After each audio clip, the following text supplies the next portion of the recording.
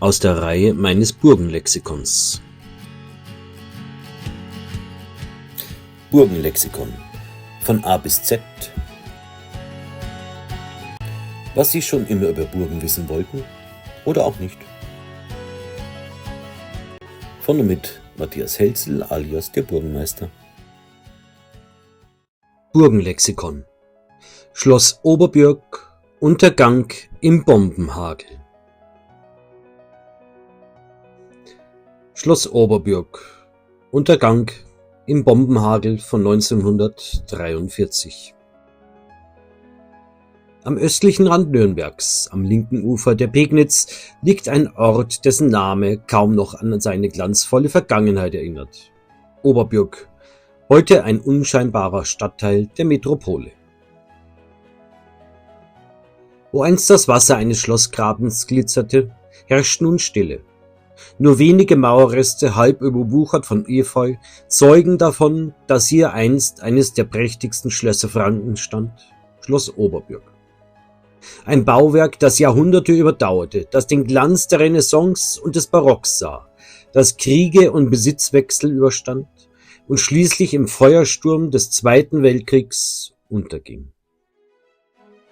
Geschichte. Die Geschichte von Oberbürg reicht tief ins Mittelalter. Bereits im Jahr 1372 wird in den Urkunden ein Hof und Steinhaus zu Lauf am Holz erwähnt. Der Ursprung dessen, was später zu Oberbürg werden sollte. Nach dem ersten Markgrafenkrieg 1449 lag das Anwesen in Trümmern. Doch die Nürnberger Patrizierfamilie de Groland erbaute es wieder auf. Um 1487 taucht erstmals der Name zum Obernbürglein auf, das obere kleine Schlösschen, umgeben von Gräben, Wasser und Zäunen. Im 16. Jahrhundert gelangte das Anwesen in den Besitz wechselnder Nürnberger Kaufleute und Gelehrter. Besonders Bonaventura von Furtenbach, ein reicher, aber umstrittener Kaufmann, machte die Oberbürg 1542 zum freien Eigentum, unabhängig von den alten Reichslehen. Kurz darauf kaufte Dr. Georg Kandler, Jurist und Hammerwerksbesitzer, das Schloss und begann ab 1563 mit einem umfassenden Ausbau.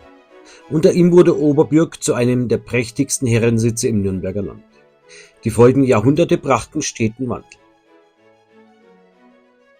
Nach den Wirren des Dreißigjährigen Krieges gelangte das Anwesen in den Besitz österreichischer Adelsfamilien wie den von Khevenhüller und von Zinzendorf, bis schließlich Gräfin Margareta Susanna von Polheim, geborene Zinzendorf, die Oberbürg zu Beginn des 18. Jahrhunderts übernahm. Unter ihrer Regie verwandelte sich das Schloss in ein barockes Juwel. Prunkvolle Säle, ein herrlicher Garten und Broderien und Statuen, eine Orangerie und eine feine Gesellschaft, die hier rauschende Feste feiert. Selbst der Markgraf von Ansbach soll zu Gast gewesen sein. Nach dem Tod der Gräfin im Jahr 1721 folgten ruhigere Zeiten. Mehrfach wechselten die Besitzer. Von Beamten des Fränkischen Kreises über den brandenburgischen Hofrat von Hagen bis hin zur Familie von Wahler, die das Schloss über Generationen hielt. 1864 ging es an den bayerischen Generalmajor Leopold von Andrian-Werburg, später an die Familie Leukert von Weißdorf, die den landwirtschaftlichen Betrieb modernisierte. Baugeschichte.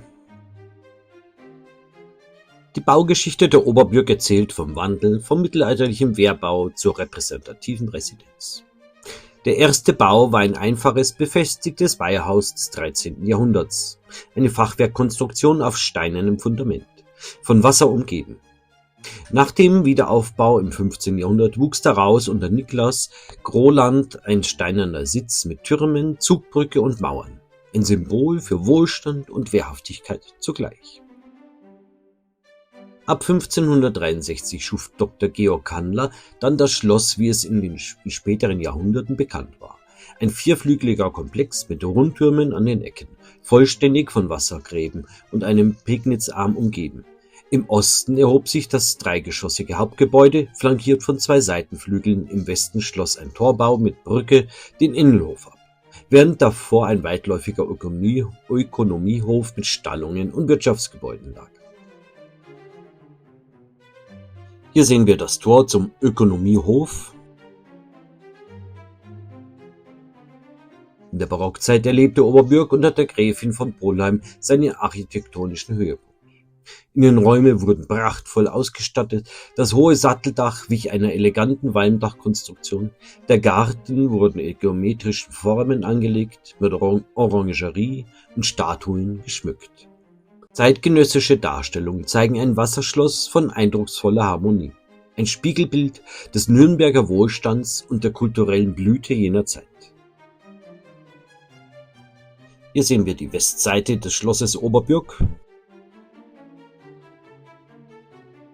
Hier das Haupttor des Schlosses auf der Südwestseite. Und noch etwas die südliche Seite.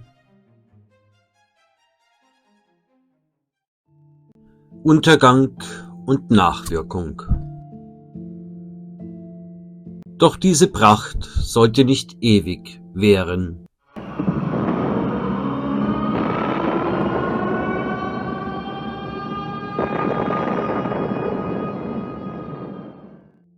In der Nacht vom 28. auf den 29. August 1943 traf die Zerstörung, was Jahrhunderte überdauert hatte. Während über Nürnberg die Bomben fielen, wurde auch die Pegnitz-Gegend nicht verschont. Eine einzelne Bombe schlug mitten im Schloss ein und verwandelte die Oberbürg in ein Flammenmeer.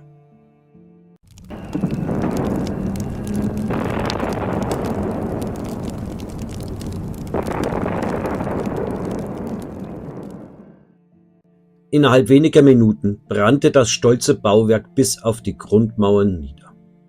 Die Dächer stürzten ein, Mauern zersplitterten, Türme kollabierten. Ein jahrhundertealtes Kulturgut, ausgelöscht in einer Nacht. Hier der Blick durch das äußere Tor auf den Ökonomiehof, ausgebrannt und nur noch hohle Fenster. Und auch das Schloss selbst ist nicht mehr wiederzuerkennen. Dieses Bild entstand kurz nach dem Bombenangriff am nächsten Tag. Noch raucht es und lodert es. Die Wirtschaftsgebäude ein Trümmerfeld.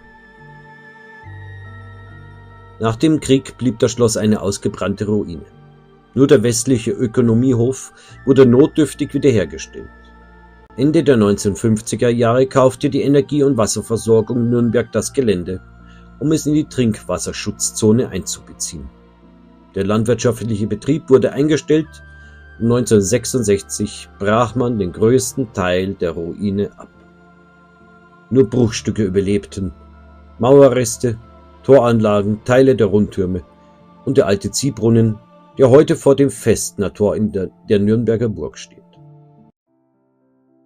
Links das einstige Juwel Schloss Oberbürg, in der Mitte das Portal, wie es sich in den 50er Jahren noch darbot, und rechts der Rest eines Rundturms an der nordöstlichen Ecke. Heute ist das Gelände ein trauriger Ort. Was einst ein stolzes Schloss war, liegt im Dornröschenschlaf. Verwildert, verfallen, von Vandalismus gezeichnet. Graffiti bedecken jahrhundertealte Steine, Müll sammelt sich zwischen Mauerfragmenten. Hier das heutige äußere Tor zum Ökonomiehof. Die Innenansicht des einstigen Vorhofes. Das Tor zum Ökonomiehof. Das Portal im heutigen Zustand des Schlosses. Einer der äußeren Rundtürme. Noch ein paar weitere Rundtürme, die die Zeit des Krieges überlebt haben. Schlusswort. Dass ein privater Wiederaufbau nach 1943 nicht zu leisten war, ist nachvollziehbar. Doch dass die öffentliche Hand dieses bedeutende Denkmal einfach dem Verfall überließ, bleibt unbegreiflich. Statt das kulturelle Erbe zu bewahren, ließ man zu, dass eines der einst schönsten Schlösser Frankens sang- und klanglos verschwand. So bleibt Oberbürg heute ein stiller Mahner. Ein Ort, an dem die Geschichte greifbar war, und nun nur noch in Fragmenten weiterlebt. Ein Symbol für das, was Krieg, Nachkriegszeit und Gleichgültigkeit zerstören können. Und für das, was eine Stadt verloren hat, weil sie ihr eigenes Erbe vergessen hat. Dieses Video wird präsentiert und unterstützt von der Vermittlung historischer Immobilien OHG. Danke, dass Sie dabei waren.